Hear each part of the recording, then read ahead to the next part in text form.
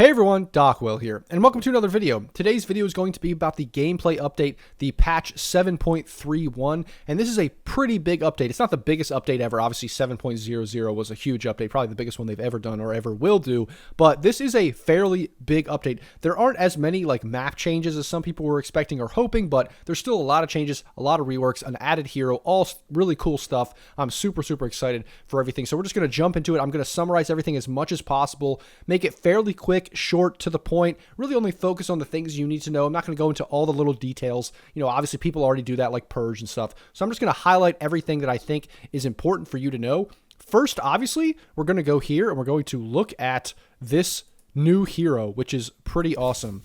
Primal Beast. So we're just going to go demo this real quick and I'll show you how this works and how this hero like functions. It's a pretty cool hero. I think this hero is going to be extremely overpowered. So basically there's 4 abilities. They're pretty normal, pretty straightforward. The first one is kind of insane. You like cast it in a direction, right? And you kind of like charge up and then you go for the entire distance. You like charge through the entire distance. You can go over terrain and you do damage on the way. And then anything that you hit is also stunned for like 1, 1.2, 1.4, 1.6 seconds depending on the level. It's pretty ridiculous. It's pretty crazy. That's a pretty insane mobility spell and it's really long. Obviously there's a channeling time, but still you can like get on top of people really quickly. Next we have Trample here. Trample, you press it and then basically you're just like trampling stuff. You can't attack, but you're doing a bunch of damage in an AoE. So obviously you do damage in an AoE, you do damage to people when you like you can charge in, then do damage in that AoE.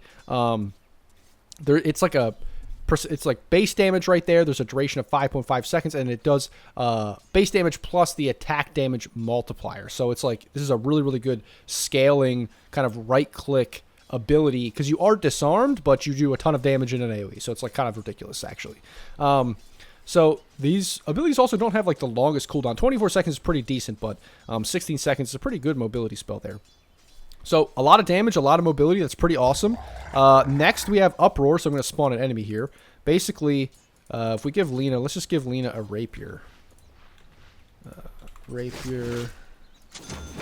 I'm going to stomp these creeps. Farm these creeps up. Okay, so basically, if I'm Lena here, and I attack the Primal Beast, I get these charges every time I take damage. And it's up to 5 charges max. Okay? And when I get those max 5 charges, they last for a certain amount of time. And then I can click it. And I'm doing, like, insanely more damage. Like, it's actually ridiculous. So I basically channel that and make those charges become damage. So you see bonus damage per stack. There's also a slow that happens as well. So it's just basically like amps up your right-click damage. So not only do you have something that amps up your right-click damage in an AoE, but then you have your right-click damage amp up from this like passive ability, which is pretty awesome as well.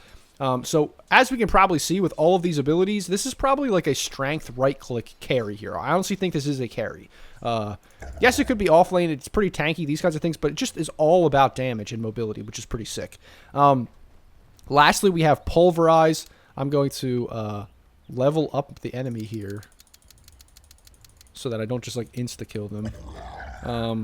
But basically what happens is you just click on an enemy and then you can actually cancel it, so you don't want to do that. But you click on the enemy and then you just start like pounding them into the ground, and in an AoE you can see that a bunch of people are taking damage. Both the person that you're like throwing into the ground and also, you know, anyone in that AoE. And they also get stunned for a short duration. So that's just like an extra thing that you can do to kill people. It's kind of insane. So it's a pretty cool hero. I think it's going to be super overpowered. I think it's going to be like mostly a carry, but it could be played offlane too. I'm not really sure. Maybe even mid perhaps, but I really do think that this hero is going to be absolutely insane. So that's Primal Beast. That's one of the biggest parts of this patch. The next part of the patch, the other part, actually I should have just like switched heroes there. I shouldn't have gone all the way out. But the next part is actually Techies rework. So there's a huge Techies rework. And basically this hero is completely different now. It's not really like the mining hero, you know, just like setting up the map the way, you know, it was before where you just can't go anywhere and nobody can do anything. It's a lot different. It's more of like a support hero that has like team fight abilities. Now, I will actually first talk about the mine ability. Well, actually, first I'll talk about Blast Off. Blast Off is the same. So it's pretty much the same ability. The only real difference here is that you can't kill yourself with it. So you actually can't just like deny yourself. So that does make it a little bit different. And that's largely because this hero does more with these other abilities. And I'll show you that in a second. But before I get to the normal abilities, let's just look at the mine ability here. There's like a huge description because there's a lot of changes. Basically, his normal red mine has now become his ultimate. And it works actually almost exactly the same as other red mines. You can't put them all next to each other. You know, there's still a way that you can't, you can't put everything like right on top of each other in that same way. You can still, enemies can still attack them. So if I give this Lina moon shards, the Lina can still walk up and attack that and delete it. But the Lina is actually going to take more damage the closer the Lina gets or the enemy gets to the mine here, and it goes off a lot quicker. So let's level up the Lina here so the Lina doesn't like insta die to these mines. So if you see, they go off pretty quickly, and the closer you are to actually the blast point, the more damage you take. So you can see how you can still plant mines around the area, but it's just one of those things where you're not going to just like insta kill people. So it's not as cheesy as it once was. You can also obviously place them next to people, and then they go off after like a short delay in a similar way, but it's just a little bit quicker than it was before. So that's mainly the red mines. So that's blast off as well, similar. The other two abilities make this hero more of like just a team fighter, a magic damage team fighter. The first one is sticky bomb. You basically can throw it close to somebody, and then it sticks on them. They're slowed, and then after a short duration, it explodes. So it's basically just like a magic damage nuke that you can use. You can also use it to farm. So you see it sits there, and it's going to explode on the creep, so that's definitely something you can use as well. But it's just a really good, like, slow, and it helps to do more damage in team fights. It's a pretty low cooldown, which is good as well. It also pierces spell immunity, which is pretty crazy, pretty awesome. There's not a lot of things that do that with, like, magic damage bursts like this, so that's pretty cool. And then the last spell here is a reactive taser. So this spell kind of synergizes with all the other spells in the sense that you throw all these bombs, and then what you do is you just can run in with your reactive taser. You get extra movement speed, and if the enemy attacks you, they actually get disarmed.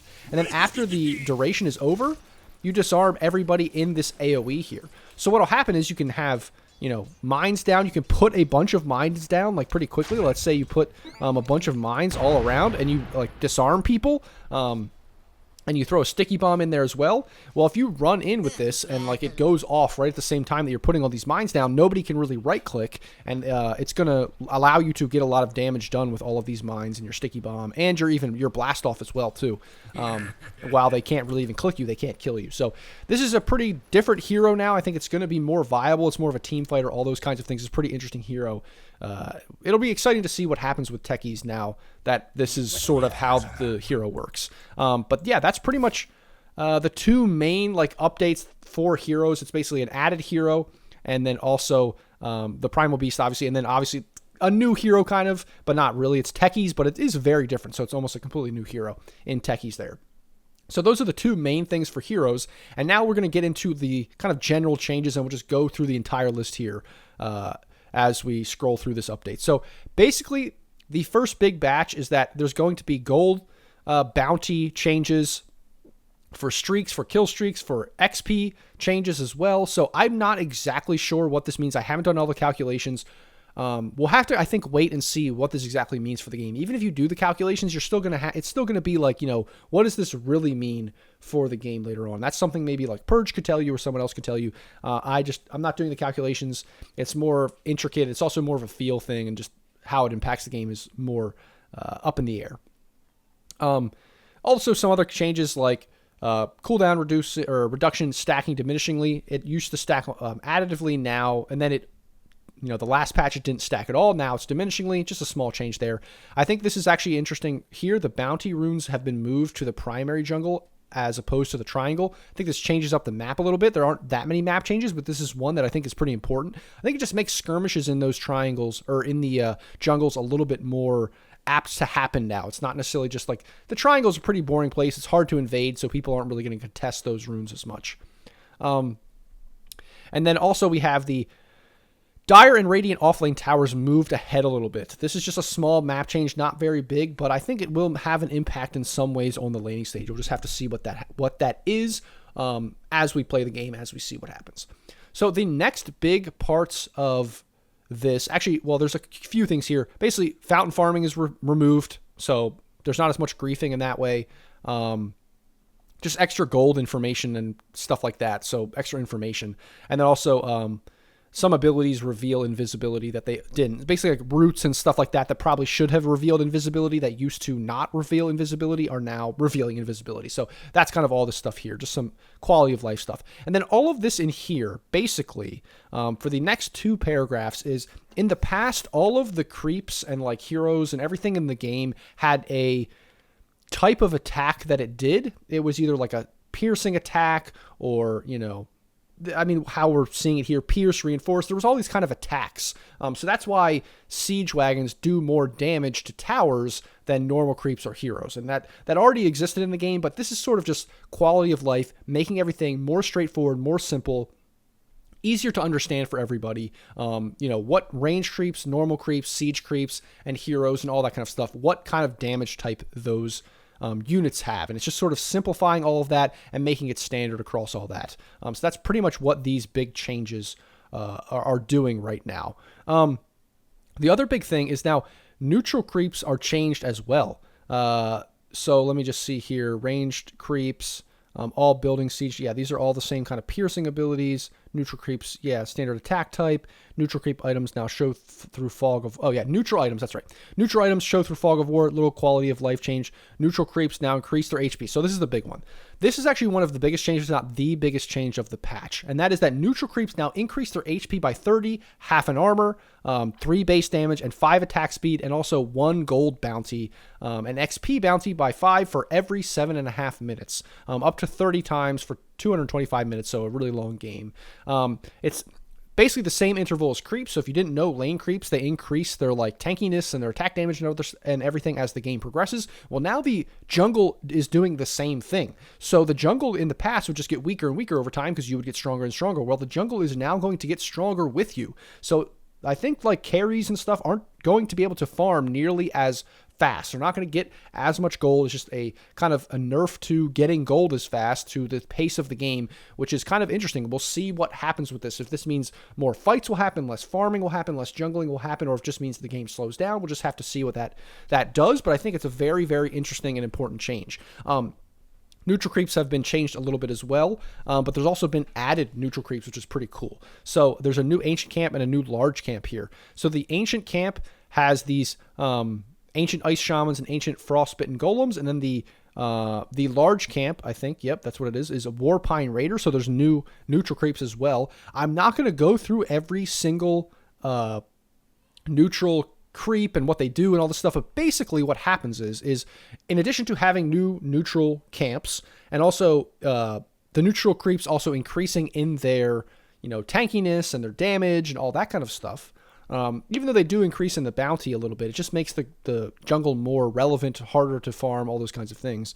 What also has happened is a lot of these creeps have had either added abilities or changed abilities or upgraded better abilities. And they also cast them more often. So in the past, you would have to have like 3 heroes standing next to a centaur or 3 units standing next to a centaur, rather, for the centaur to stomp. But now there's a lot more that's happening with, like, you know, you move near a creep or you're around a creep, or maybe you and an enemy are near a creep and the creep decides to cast this ability. There's a lot more of that kind of stuff. I'm not going to go through every single one because there's a lot of different abilities here and they're not super relevant. They're only going to be relevant, you know, if there's a Doom in the game, someone buys a Helm of the Dominator, or let's say someone, like there's a Chen picked in the game or something like that. That's pretty much the only time it's going to be super relevant. But, that will be relevant, and it also will be interesting to see what happens when you're just farming and these creeps now start casting abilities more than they ever have before. So that's kind of the biggest thing that's happening, and there's a lot of different creep changes. The creeps have kind of been buffed or nerfed in ways to make them a little bit different based on the attack damage types that we talked about earlier,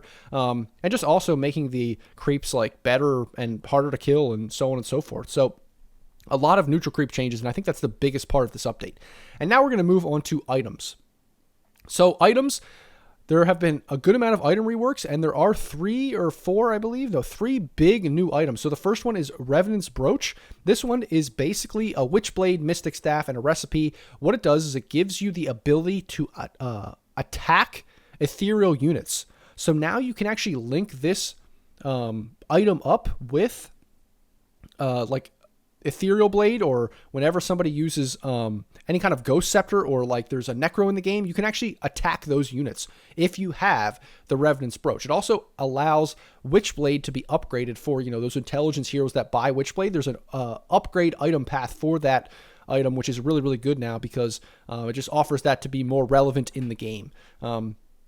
So it offers the same things as Witchblade, but then the ability to basically attack those ethereal units, which I think is really important. So it gives like things like Puck, the ability to buy both Ethereal Blade and Revenant's Brooch and all that kind of stuff. I think int cores, like int mids, are just have a better build-up now and more ways to impact the game with spell damage later into the game, which is really, really cool. Next, we have Wraith Pact, which is a Vlad's item that is an upgrade from Vlad's that allows you to basically, it gives you all the Vlad stuff, but it also gives you an active that is kind of like this mini tombstone that reduces attack speed, or attack and spell damage, rather, in an AoE, and it deals 25 damage per second and those kinds of things. It also can move very slowly, but it does move ever so slowly, and then it needs to take like hits, just like a tombstone or anything. You need to hit it a bunch to kill it. That's a pretty cool item to introduce. I'm not sure how good it is. I'm not sure how relevant it's going to be, but it's a pretty cool idea. Vlad's is kind of a dead item unless you're buying it to build the Helm of the Overlord on like Lycan or Beastmaster, but now it could be something that either supports buy, 4 positions buy, or offlaners buy, depending how good the item is in general, or if it's good for that game. So that's a pretty cool item. The last new item is going to be Boots of Bearing. So this is basically a combination of Tranquil Boots and Drum of Endurance. You get the normal drum stuff. You also get passive regen, plus 15 HP regen, which is not like a thing that is cancelable, which is pretty cool. So you basically just get the better benefits of Tranquil Boots without having to like care about if you take damage. And then you also combine that with the Drum of Endurance, which is pretty awesome. So you basically get the active of drums, which is pretty cool. And then you get a passive, which grants 20% movement speed to allies within 1200 radius, which is pretty awesome as well. So you get all this drum stuff plus Tranquil Boots. It just offers another upgraded boot path, and we have not gotten a lot of boot upgrades or boot changes or even new boots in the game for a long time. So this is pretty cool. I really like this change. I will see how relevant it is. It's very expensive just for boots, so I don't know if like supports will be buying this, but it could be. You also have charges that you gain a charge every 3 minutes. So it is something interesting to understand that's like, it's not like you have to keep rebuying it for the charges for the drum charges. But yeah, that's basically how that works. It'll be interesting to see if anybody buys this, who wants to buy it, or if I have a feeling it's not going to be super relevant because drums right now is not great, but who knows? If there's like some kind of offlane hero that might like both of these, might like the HP regen plus the drums, it might be something that will be relevant for those kinds of heroes. We'll just have to see how that works out. So those are all of the new items. Now we'll move on to the changes. Basically, there's a bunch of items like Bloodstone here that have been reworked. So this is the old Bloodstone. You pretty much know how that works. Let's go to the new one. So the new one doesn't use Kaya anymore. It actually just uses Soul Booster, which is the same that it used to have. All of those 3 different orbs, Voodoo Mask, and a recipe. So it's actually fairly cheap. But instead of being this kind of like, spell amp mana regen item, what it does now is it's mainly about spell lifesteal. So basically you get more spell lifesteal, you just get mana, more health, but not as many stats, not as much regen. You just get the spell lifesteal. Now you have an active that is basically more of a spell lifesteal active. So pretty much what this does is I think this makes Bloodstone more of like a Veno or a Pudge or some kind of like Viper item. Not as much like Storm Spirit, not as much Leshrac. It makes it more of like a spell lifesteal item. Anybody that has sustained spell damage to be extra tanky. I think that's mainly where Bloodstone is now. Orchid, they changed Orchid a little bit. Basically, now it is a little bit cheaper. It has Blitz Knuckles, Claymore, and Voidstone rather than the Oblivion Staffs and a recipe. So that changes kind of the attack speed, the damage a little bit. The regen has a little bit less regen, but it has the same damage but more attack speed. So it kind of makes it a little bit more relevant. The active is pretty much exactly the same, but I think this just makes it a little bit more relevant of an item kind of going into the later portion of the game because they also changed Bloodthorn. So Bloodthorn now requires Mage Slayer instead of like the Hyperstone, and it's a little bit more expensive, but it also offers you a little bit different of stuff. So you are getting more of just like, you can get the Orchid.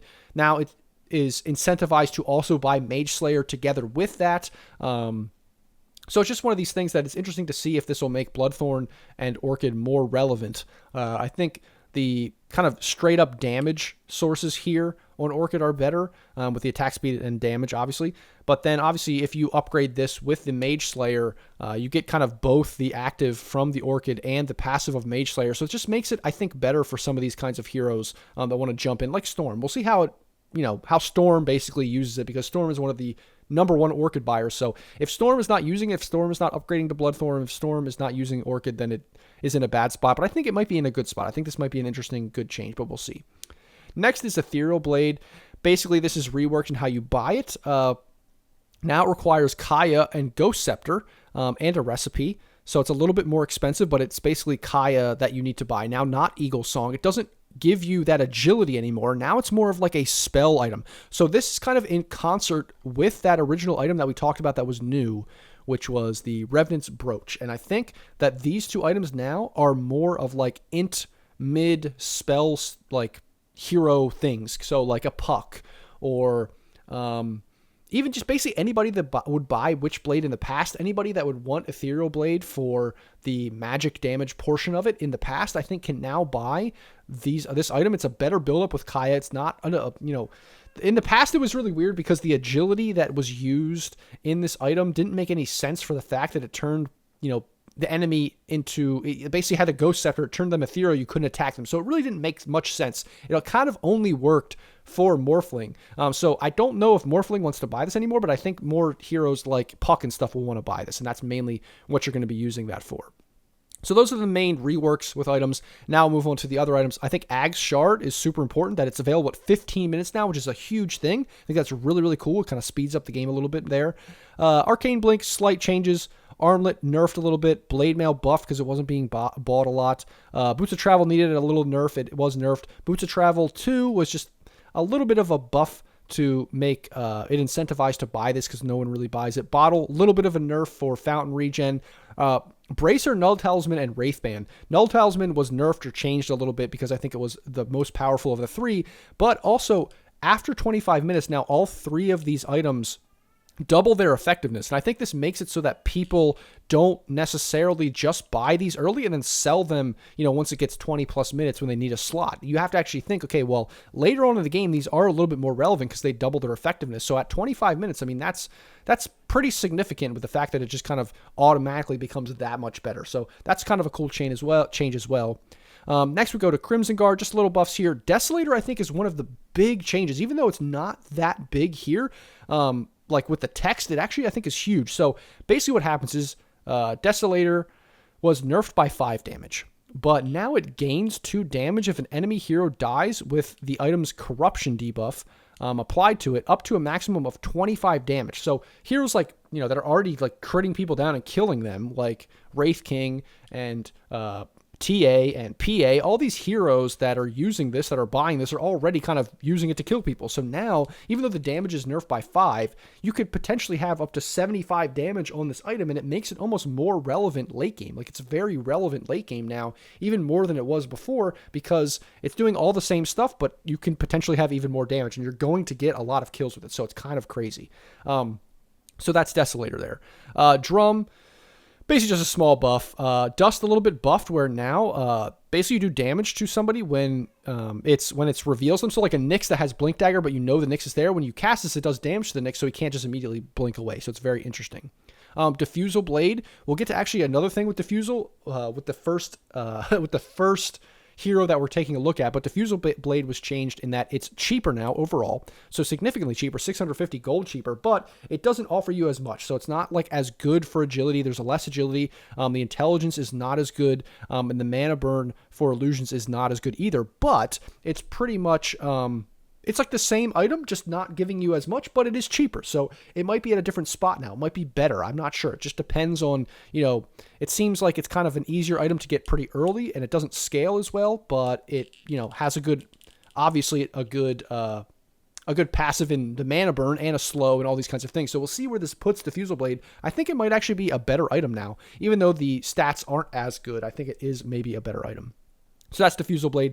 Scotty changed a little bit, slight nerfs, just because you would rather have the all stats than the bonus health and mana, but not too big of a difference. Force Staff, slight buffs. Gem, slight buffs. Just more of a, increased incentive to buy gem now, because before you would have to drop gem on the ground to see up cliffs and stuff to deward, and it was just kind of annoying. Now, basically, instead of doing that, you can just kind of use this active ability. Plus, the active ability is also good because it has a small range that you can like kind of see in an area for free every few seconds, or every 12 seconds. So it's actually a pretty cool buff to gem. I think it just makes it more viable to actually buy gem in a lot of different games. So that's pretty cool.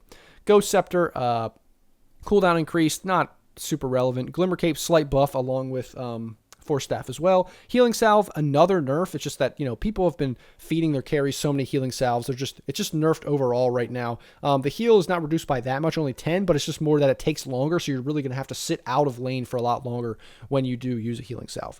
Holy Locket nerfed a little bit, but I think that's mainly just for IO. I don't think that's really for anything else other than IO. Hood changed a little bit. I think just nerfed overall for the base, Hood of Defiance, magic resistance, but the block is a little bit better, and the mana cost is reduced, but I don't think that's super relevant. Just a little bit of a change. Hurricane Pike buffed overall. Pretty much no one was buying this. Very rarely, maybe like a drow here and there, but a lot of people bought the normal, I always forget the original one, Dragon Lance, I think. They would just buy the first item, and they would never upgrade it. But now Hurricane Pike is better. This does need a buff because not very many people buy that usually. Kaya Sange, just a small nerf. Meteor Hammer, small change. A little bit of nerfs, but not a huge deal. Nullifier, small change. Small, quality of life thing where you can purge it now, which is kind of cool. But I think it's overall worse, obviously. So small nerfs there. But I don't really know why that needed to happen because I don't think Nullifier was all that great. Pipe buff because Pipe is just not bought very much. People are honestly just sitting with casual Hood a lot. Quelling Blade nerfed again, which is kind of insane because this item now only does +8 damage. It used to do 20 or something. It used to be insane. I think it was 18 before it got nerfed last patch, and then before that it was 20 something. It was just a lot of damage. Now it's only 8, which is kind of crazy. So this item might just disappear in the near future. I would expect that to happen.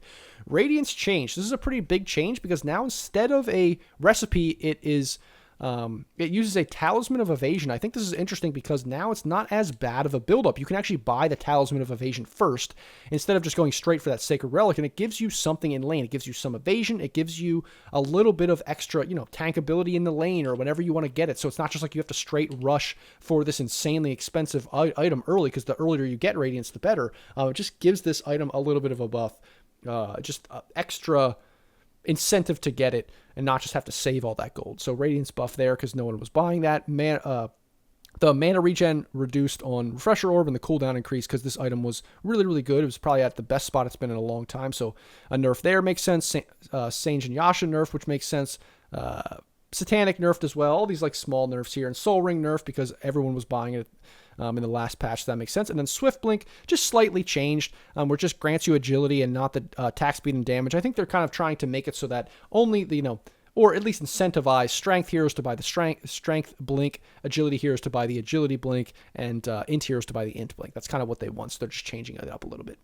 So those are all of the item changes. There's some pretty big ones in there. We'll see how that works out. I'm going to skip all of the neutral item changes because they've largely just nerfed neutral items a lot. And then buffed ones here and there, but I really don't think that what they've done with those is all that significant. It doesn't really change the game all that much. So now we're going to move on to the last part here, which is the hero updates. So I'm pretty much going to go through every hero, just give you the quick rundown. I'm not going to mention every single thing. I'm just going to say whether it was buffed or nerfed and how, if it was significant. So Abaddon, just some slight changes, not super big. It did have a shard rework. So Mist Coil causes Mist Coil to deal Abaddon's attack damage on impact, and increases Curse of Avernus base slow by 10%. So I think this just makes core Abaddon more relevant. It's not that 5 like it used to be anymore. Alchemist, not super big changes, just some quality of life buffs, or just making this hero a little bit better with buffing, just giving him more movement speed when he is channeling his unstable concoction. It's almost like they want support Alchemist to be a thing, which is interesting. AA, just some small changes. There's they've been doing this now recently in the last few patches where they buff some things and they nerf other things. I think there's just overall buffs to the hero, but it's not really all that relevant. There's really not that much that's changed. Anti-Mage, this is actually kind of a big one because they reduced the base strength, was not a big deal, but now you can buy Diffusal Blade on this hero. So I was going to say one of the first heroes that we're going to look at has something to do with Diffusal Blade, and this is Anti-Mage. You can buy this item, which is now cheaper, on this hero. So I don't know that that's going to be relevant. I don't know that it's going to be purchased, but you can buy it on this hero, which gives you a good like slow early, because you don't really have anything to lock people down until you buy Scotty or you buy Basher. So getting an early Diffusal Blade could be pretty cool. And then the other thing that was buffed about Mana Break is now when the enemies don't have any mana left, they're actually slowed when you use Mana Break. So basically what will happen is you could jump into an enemy, slow them with Diffusal Blade, burn all their mana with the illusions that you buy from Manta, and then their mana's gone really quick, and then by the time that slow from Diffusal is up, they're being slowed again because you're slowing them with this now passive slow from Mana Break. So we'll see how this works. I don't know if anti-mages are going to buy Diffusal Blade, but it's something that can potentially be good, and we'll see how that works. So that's anti-mage. Arc Warden, they weirdly nerfed this hero where now the Tempest Double has 50% attack damage penalty if it's more than 2,000 units away from Arc Warden. So I really don't know why they did that. This hero is not that good right now. Hasn't been picked up in the pro scene for a long time. But I think they're just kind of incentivizing the fact that, like, you can't just play this as this weird split push hero. You need to play it together. Like, you need to play the Arc Warden and the Tempest Double together at the same time and play it that way, not like this weird, like, split push kind of hero. I think that's what they're trying to do. Now, Axe. There's some big changes with Axe. So first, Battle Hunger just changed a little bit where there's like some slow that happens. You know, if you're facing away from Axe, you are slowed. So running away from Axe is a little bit harder with this change. But the big change now is actually Culling Blade. So killing an enemy hero grants a permanent +1, 1.5, and 2 armor bonus to Axe. And there's also a talent here, +1 permanent armor per Culling Blade kill. So this is pretty insane. It also does pure damage and pierces magic immunity. So now he has 2 spells that pierce magic immunity. This guy is like an anti-BKB fiend doing pure damage, piercing spell immunity, and just stacking up this armor as you use Culling Blade. Now, I don't think you're going to use Culling Blade a ton in games, but I think this is a really good buff to this hero. It makes him, I think the last time Axe was really good was when he had that like Manta build, and it was kind of weird. It just wasn't really a normal Axe build. It wasn't really a traditional Axe way of playing, but I think this is like pretty cool for Axe. It's like a way different, not different, but it's like a way, it's a way to increase Axe's effectiveness doing what he already did. And so that's pretty cool. And I think it actually will make Axe fairly relevant. Bane, just nerfs overall because this hero has been pretty strong. Batrider, some buffs. It was really, really good in the past, but now it's not that great. It's still pretty good, but it's not the best. So they just kind of have buffed it a little bit here and there. The shard is also reworked and just doesn't disarm you anymore. So now you can attack during your flaming lasso. And you also apply 1 stack of sticky napalm when you attack. So it is kind of interesting. We'll see if the shard is relevant, but I just think it's buffed a little bit. Batrider's still good for the same reasons Bat is good. Beastmaster just nerfed a little bit. Beast was pretty good. Bloodseeker is changed. He has a new scepter. So the old scepter just gave him 2 ults. Now his ult is a new ability. It's Blood Mist. So I'm not going to test this out for you. You can go test this out. Just basically is kind of like Pudge's Rot. That's basically how it works. When you activate it, you can't deactivate it for 4 seconds, so it does damage to you and to the enemy. It's a percentage-based damage to HP, and it also makes your thirst healing increase by 50%. So, like if you kill somebody or kill creeps or those kinds of things, you are able to heal easier off that. So I think this is pretty good for like farming stuff, but it is a scepter, so it's not like it's a shard. So I don't know how really relevant this is. It's a lot of gold to basically buy Pudge's Rot. We'll see how that works. I'm not sure it's that great, but hey, it could be pretty good, especially with the way they changed Bloodstone and all these other abilities. Maybe it's just makes Bloodseeker like a weird mini Pudge or something like that. Bounty Hunter just changed a little bit. Slight buffs, but not really super relevant. Brewmaster, some pretty decent changes. So Brewmaster can now cast Cinder Brew on himself. He doesn't get any of the negative effects. But basically what happened is they changed Drunken Brawler to now have 3 different effects, basically based on each stat. So the first is Earth Brawler stance, grants armor and magic resistance, and is tripled. All these effects are tripled, actually, if you have Cinder Brew cast on yourself. So pretty good armor, pretty good magic resistance for Earth Brawler. Storm Brawler, you have evasion and movement speed bonus. So that's obviously tripled as well. And then the Fire Brawler, you have a chance of critical hitting. So this is a pretty cool way to change Brewmaster. It kind of keeps him very similar, but he's also able to now choose what he wants to do in a more specific way. Does he want to be tanky? Does he want to move faster? Does he want to crit and deal damage? Those kinds of things. I think that's pretty cool. We'll see if that's relevant for Brew, making him kind of come back into the meta. Bristleback, just slight changes here. Really nothing that big. Some slight buffs. And slight nerfs all around, so I don't think it changes the hero that much.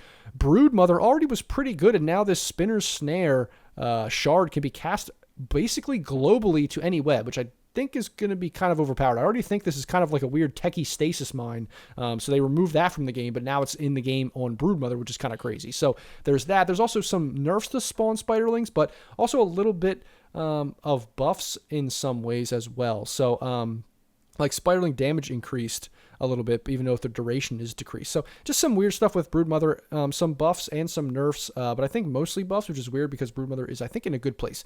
Next one, Centaur. Centaur is nerfed overall, which is really weird because I don't think this hero is all that great. You know, I mean, there's a little bit here, like Shard now applies its strength bonus before dealing damage. That is a buff, but it just seems like the damage, and the damage is slightly increased, so that's good, but base armor was decreased, strength gain is reduced, Scepter, the Scepter is nerfed, so that's kind of weird. I think maybe they just made the base hero better, but then they offered some nerfs here. I just don't know how relevant this is. Maybe the damage is good, and that strength bonus applying early is pretty cool, but I just don't know why they would mix in these nerfs here when the hero wasn't really that relevant. It was pretty good, but not that relevant. Chaos Knight, just a better farmer. Just an easy buff. Chen, probably going to be relevant now, at least, well, people try to figure out if he's relevant. He's going to be played a lot by a lot of different people, getting all these new neutral creeps. But just in general, he has some changes here, like not as much of a burst heal, but more healing over time, these kinds of things, small buffs. Clinks, I think some small buffs here, just some talent changes, not a huge deal. Hero's pretty much the same. Clockwork, hero's pretty much the same, but the power cogs now leash units inside, which is pretty interesting at level 20, so I don't know how relevant that'll be, but it is an interesting change. Crystal Maiden has a kind of cool change. Attack speed slow increased on Crystal Nova, but the Arcane Aura is the main one, which now grants mana to allies every time you cast a spell, which is pretty cool, so that might be really, really good for certain laning partnerships. We'll see how this ends up going into the future, you know, for this patch and in the future, but I think this is pretty cool because now you can kind of obviously give mana to everybody passively, but now you can also give mana every time you cast the spell, so you can spam a little bit more, and your laning partner can also spam more, so we'll see how that works.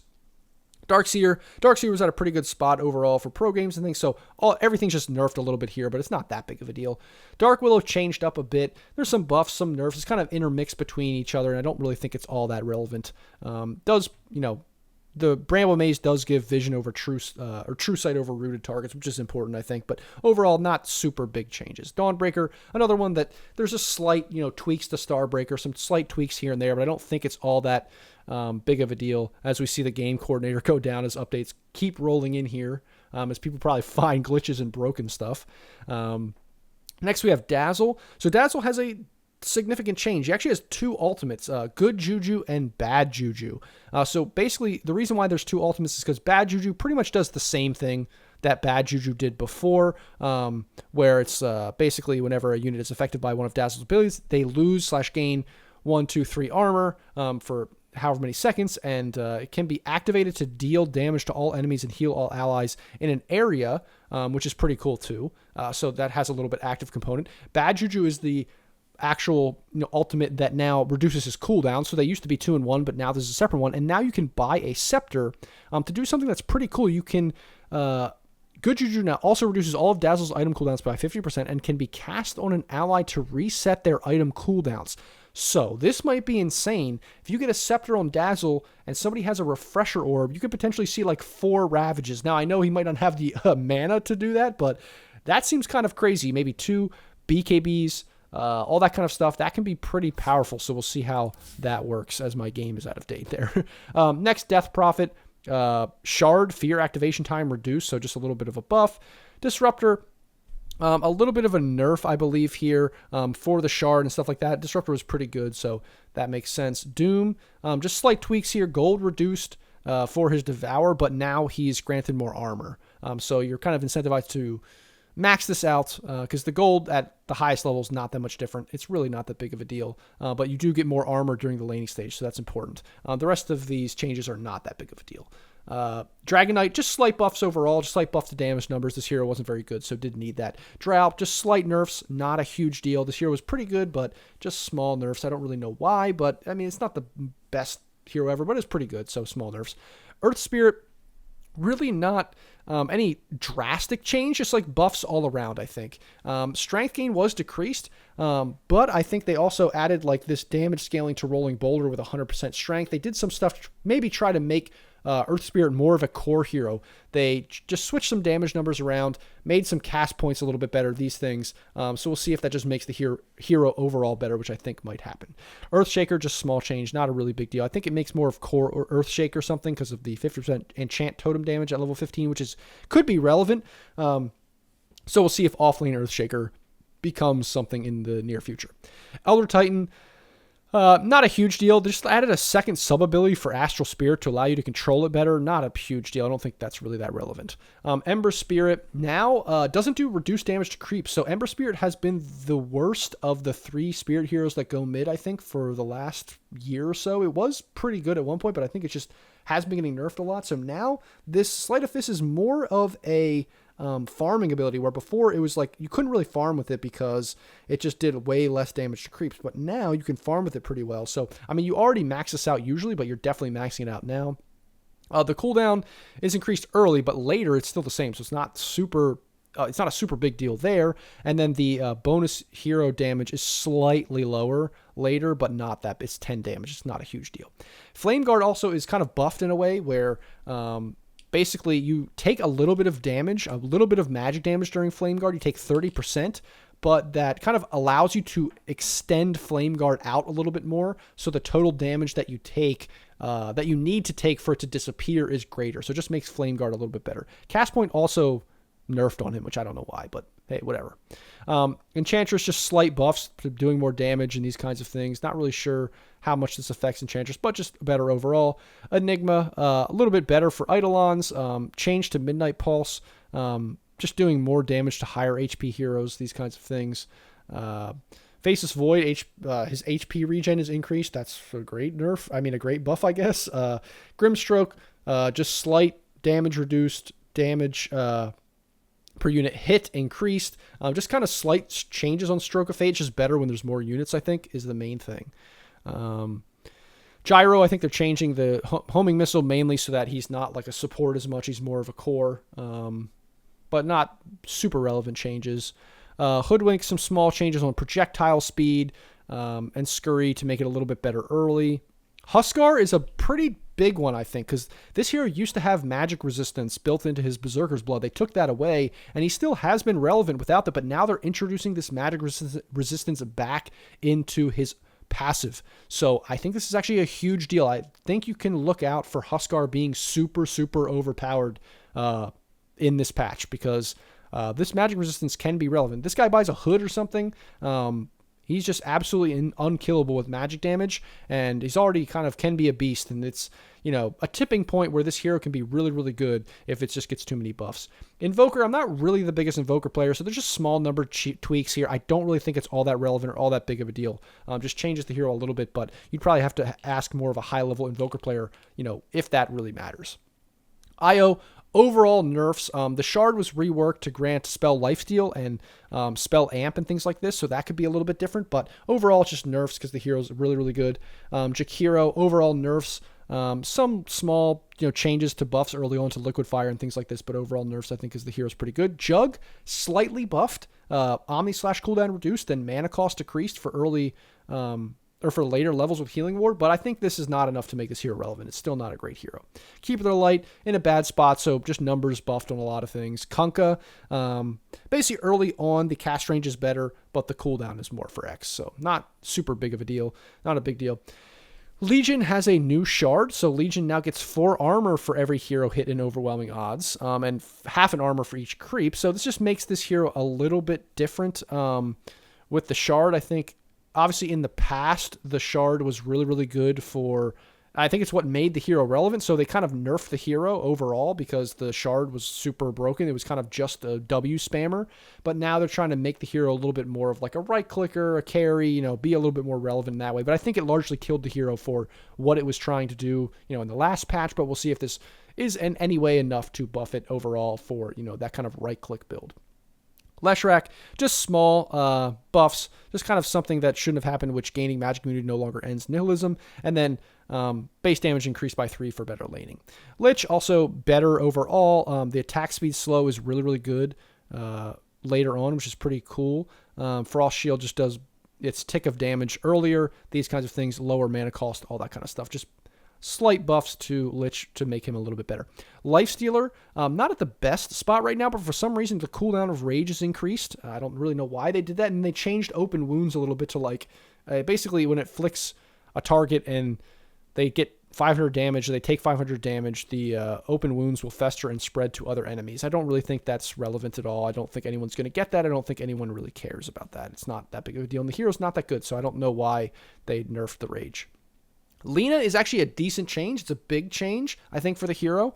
And I think it buffs the hero. So basically what happened is, well, first we can say the Shard, Lina's spells deal 10 more damage for each fiery soul charge. I don't know how big of a deal that is. Could be big, but not, it's hard to say. But the main thing is Fiery Soul is now different. Instead of basically every time you cast the spell, you get a charge up to 3, basically you get 7 charges, but it's for every creep or hero or every enemy unit that you hit with a spell.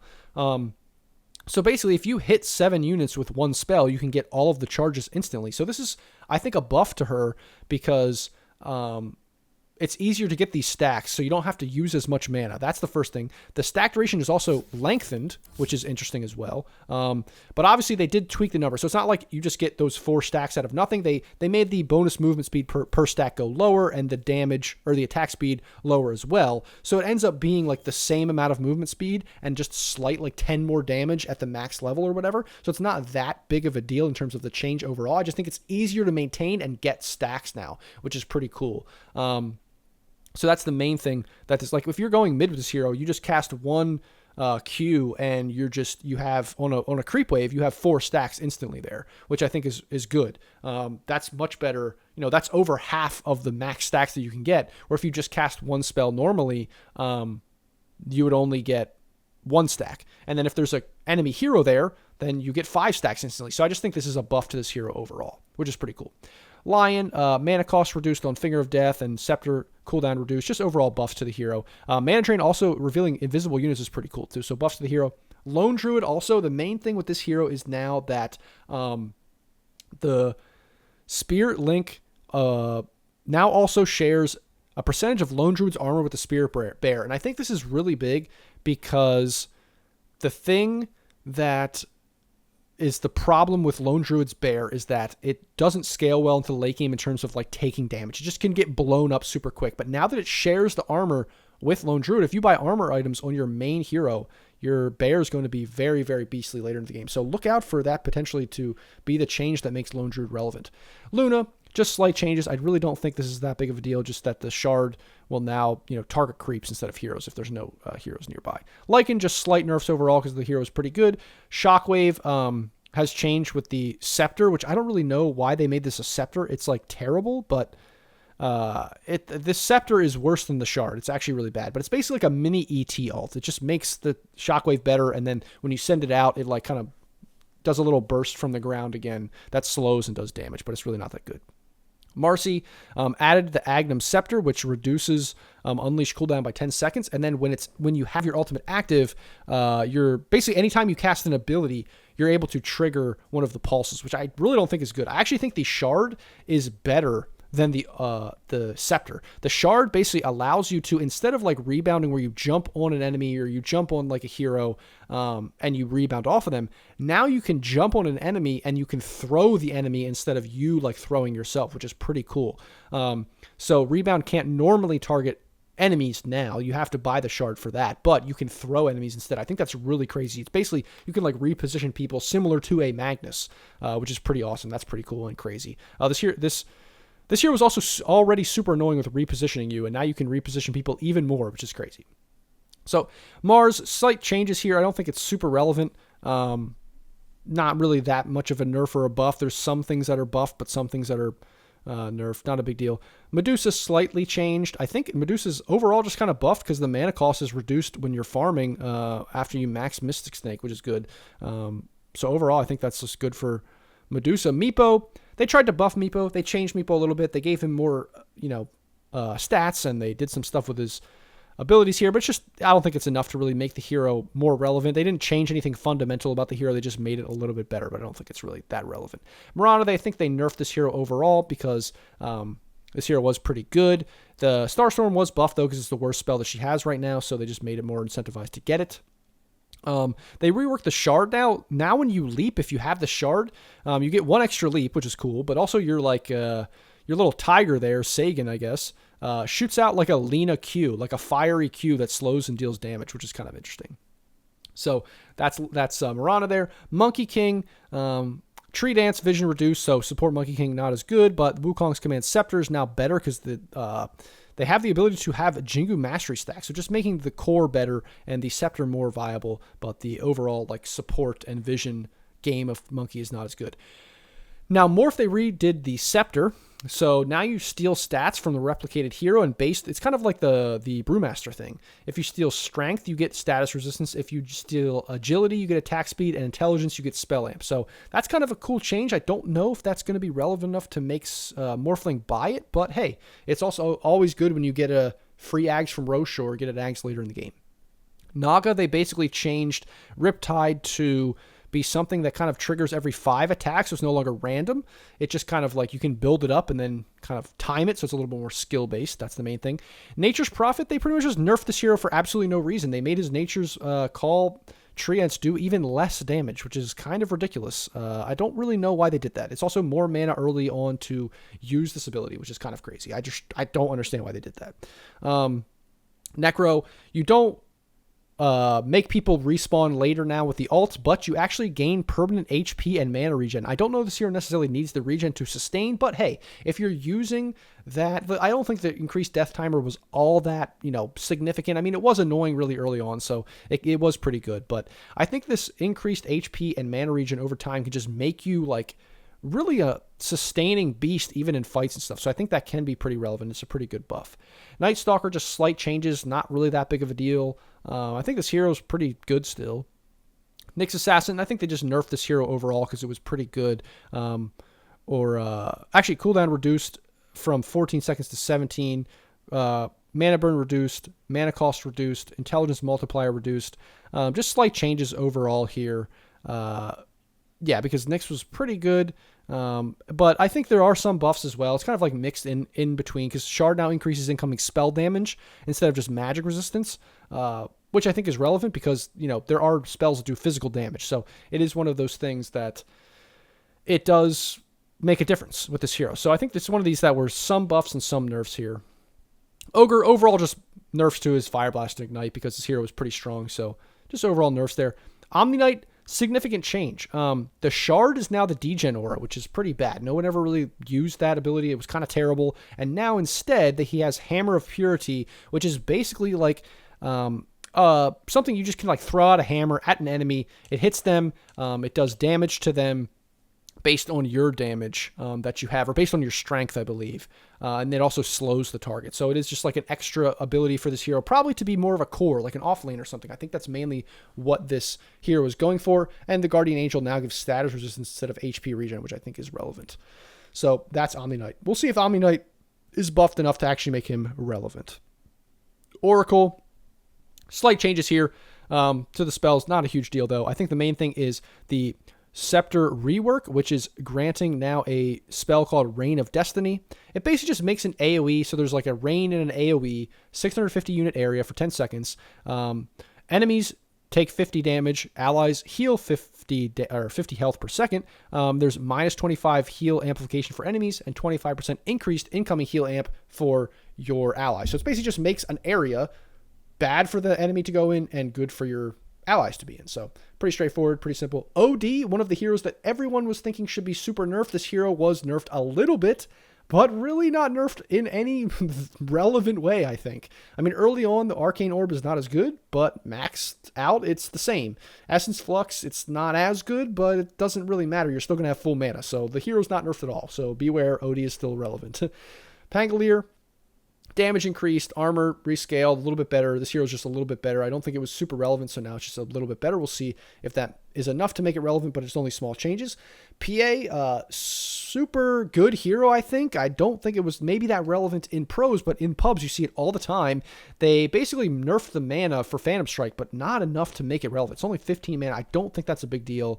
Maybe early on for farming it is, but you're still probably going to go Battle Fury and stuff. I think this hero is still really, really good.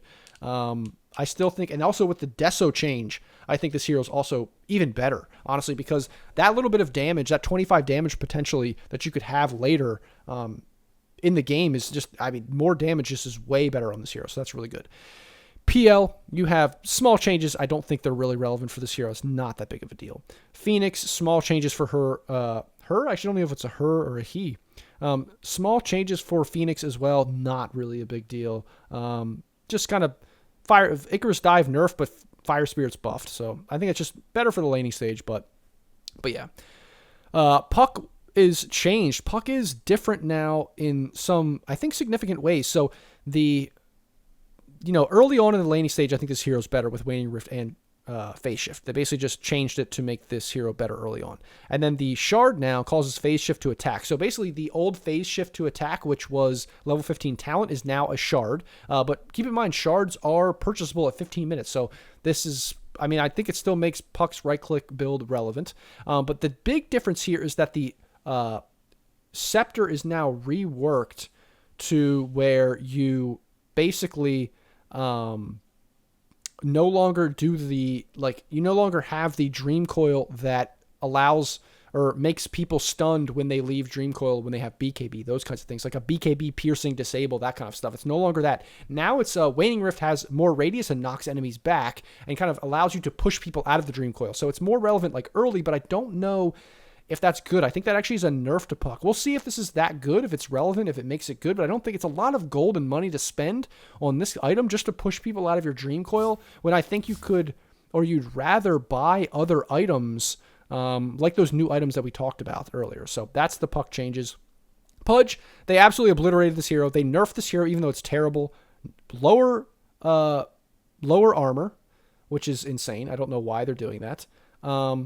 And intelligence gain increased, I guess, but you don't get magic resistance anymore. And now you have 20 damage block. The biggest thing, and you have 20 damage block that you can click, activate, and it lasts for 7 seconds, which is terrible. Now, I don't know. It doesn't say it here. Maybe it's 20 damage block per flesh heap stack, which would be good. So maybe it is actually good. I don't know, but it doesn't say that here. So I don't know. If it's per stack, it's good. If it's not, it's terrible. So otherwise he's nerfed and just in the dumpster. Pugna, the main thing with Pugna here is that you can now cast Life Drain with the Shard on the Nether Ward, and it actually hits all of the enemies in an AoE and doing 70% of the damage that your Life Drain would. So I think that actually is pretty cool. It's pretty awesome that you can kind of hit everybody in an AoE by targeting your Nether Ward. So that's pretty cool.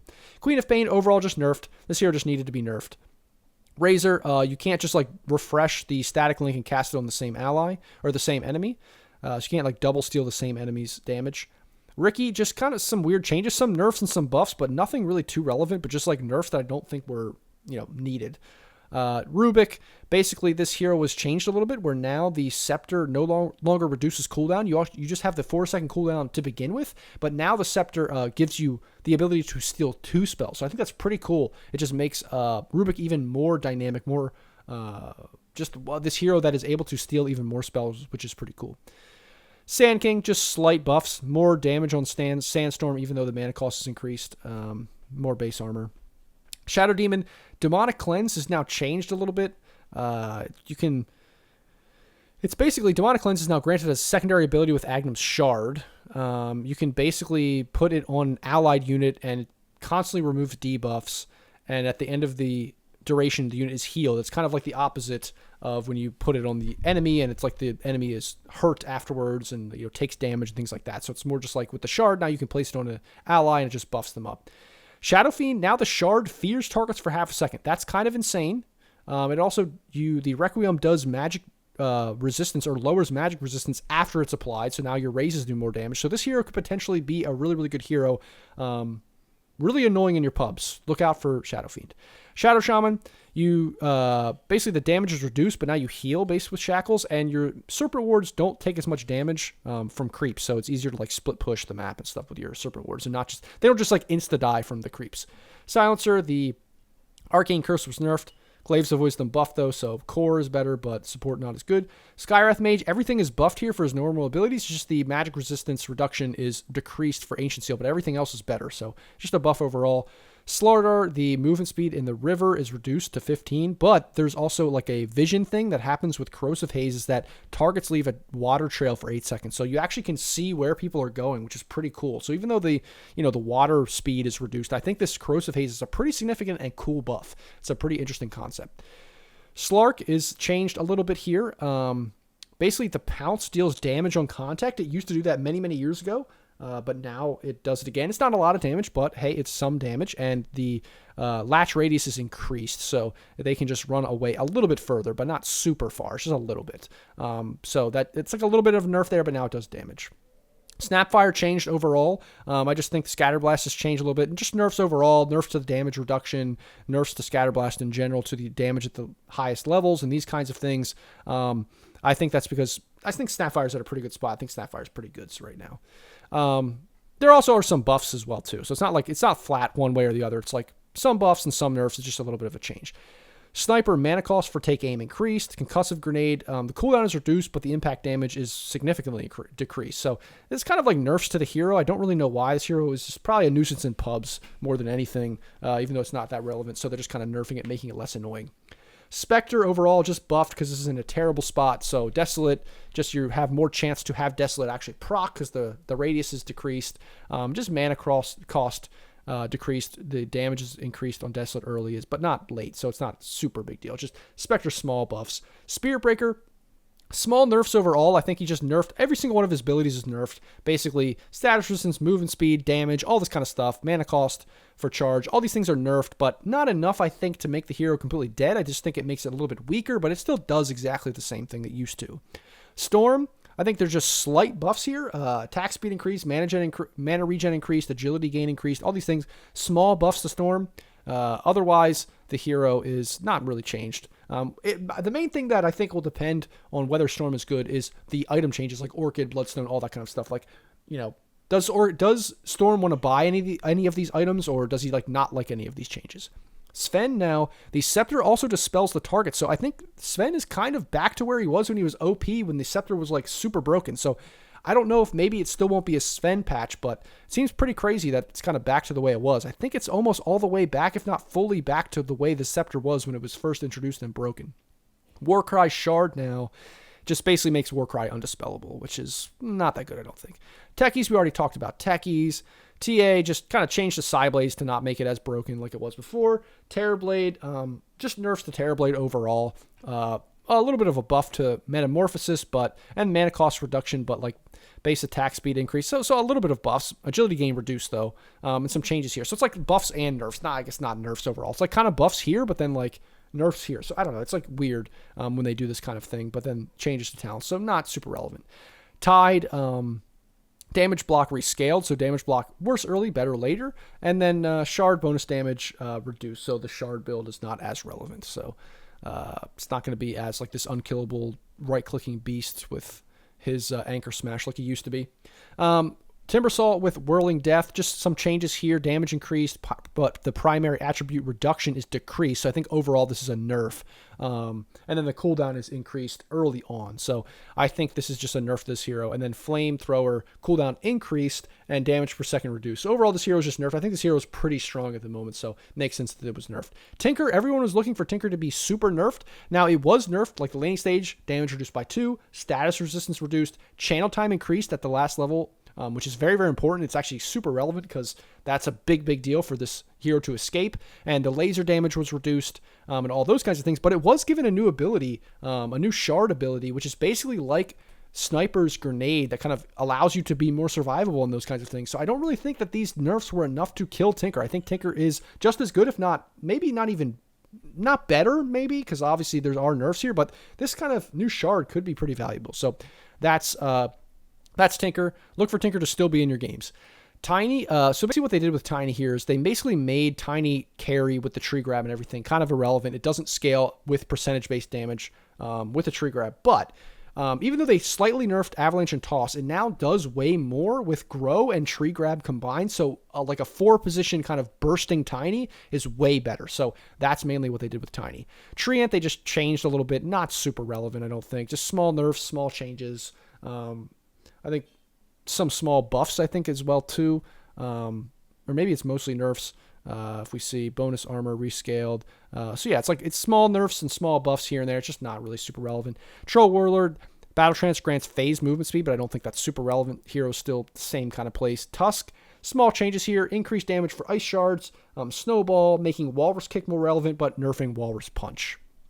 Underlord, this is a really cool one. So they removed the ultimate altogether, and they basically made his what used to be his Ags, now his ultimate, which is basically Fiend's Gates. You basically place a portal in the ground and another portal or anywhere on the map, some portal, and everybody can basically go through it. When you and your allies go through it, you have 30% less damage, but you have 30% more movement speed at max level. And when you cast it, you immediately start teleporting, which is pretty cool. The Scepter now is Fiend's Gate spawns a Pit of Malice under both portals. So I don't think that's that good. I think it was just kind of like a placeholder thing. And also Pit of Malice slows enemies by 40%. So, I mean, it might be good. But I think mainly the cool thing is that Fiend's Gate, you now have this like weird global, like Nature's Prophet ult kind of thing, teleport kind of thing, that you can just go anywhere on the map, like in the enemy's base, behind a tier 2, all that kind of stuff in the trees. That's pretty cool. Even in like Roche, which would be kind of crazy. Undying, small changes to this hero. Not really super relevant, not a big deal. Ursa, they made this hero a little bit better with the talents. Instead of the range, you just have Earthshot cooldown, so you're going to have that, with that small rage shard buff. It's going to be more, just like more uptime on that, which is cool, and then, or good for the hero. And then, plus, obviously, just a straight up buff here at the 20 talent with the enraged status, which is increased to 15. Vengeful Spirit, the shard, now allows your magic missile to bounce on enemies, prioritizing heroes, which is pretty cool. Not sure that's that big of a deal, but it is a cool little change. Venomancer, attack damage increased by 4. Poison Sting changed a little bit, not super relevant. And the radius on the Nova was increased at the max level, and the travel speed was increased, but the talent was taken away for the AoE. Viper, just some small changes here. The main thing about Viper is whether or not the items like Bloodstone and such are going to be relevant for him. Visage, small buffs, I believe, for Visage, but not super relevant. Void is like a really good hero, Void Spirit, and they actually increased the max distance for the Astral Step in the early levels, so they kind of buffed that. They did nerf the shard bonus damage, reduced a little bit, so they did nerf that. But I think overall, early on, Void is actually better now, which is interesting. Once he hits 6, he can gank more. So interesting that they decided to buff that hero. Warlock, upheaval mana cost reduced, but I don't think that's enough to actually make the hero relevant. The Weaver, Olive, Weaver, everything that makes Weaver support good has pretty much been nerfed. So the Swarms, Kikuchi, Time Lapse, all this stuff, just not as good. Wind Ranger, the Gale Force is now not a global cast like thing. It's kind of crazy that it was global, but the cooldown is decreased for that. Focus Fire is now better overall early, which is kind of cool. So it's more like focused on the core version of this. And then Wind Run with the Scepter is now undispellable, and the slow slow is increased by 20%, and enemies affected are blinded. So it's not just like beneficial for you; it's also beneficial for your teammates, which is kind of interesting. Winter Wyvern, cast range increased, pretty cool. Witch Doctor, basically you can farm with Paralyzing Cask more, but it doesn't stun the creeps as much, but who really cares? And Death Ward, just better cooldown. Wraith King, agility reduced by a little bit, but that's not really relevant. And then Vampiric Spirit, the lifesteal is also reduced, but that's really not relevant either, I don't think. I mean, it's obviously a nerf, but the big thing is that the kills from units under Wraith King's control, so the skeletons, and within 1200 range of Wraith King also give progress towards skeleton charges, so you no longer have to worry about like right-clicking the creeps to get the charges, which I think is super relevant. I think that's actually a great quality of life change, and I think it makes this hero a little bit better. And then just some small scepter upgrade thing. I don't think it's really that big of a deal. But with the fact that now you also, Deso didn't get nerfed that much. I know Armlet did, but still Deso actually kind of got buffed in a little bit of a way. I think this hero is still pretty relevant. And then lastly, we have Zeus. There's an interesting change with Zeus. So Zeus's Arc Lightning changed a little bit. Really the thing is that Static Field is no longer a basic ability. It's now a shard. So if you want to do that more damage that Static Field allows you to do, you can just buy it later on in the game, which is actually at 15 minutes. That's pretty much not that late. And now you have Heavenly Jump, which is a basic ability, and it performs the jump, shocking the closest visible nearby enemy, reducing movement by 100%, attack speed by 100, and increasing their cast time by 50% for 2.5 seconds. Zeus gets 900 unobstructed vision around him for 3 seconds. So this is pretty crazy. Gives him a mobility spell, a survivability spell, a little bit of an extra spell in the laning stage. This may make Zeus relevant. We'll have to see. So that is the patch. That's 7.31, and that is every update that's all the new changes. Those are all the crazy changes. The new hero in Techies, the new items, and the changes to neutral creeps, and all these other kinds of things like that. I think this is a pretty awesome big patch. I'm really, really excited to see how this affects the game in the future. So that is the video. I hope it was short enough for you. I hope that was a good breakdown for you guys. As always, like, comment, subscribe, all of those kinds of things. Join the Discord, go to my Patreon for coaching, follow at Twitch and all those kinds of things as well. I hope you enjoyed the video. And as always, guys, thanks for watching, and I'll see you in the next video.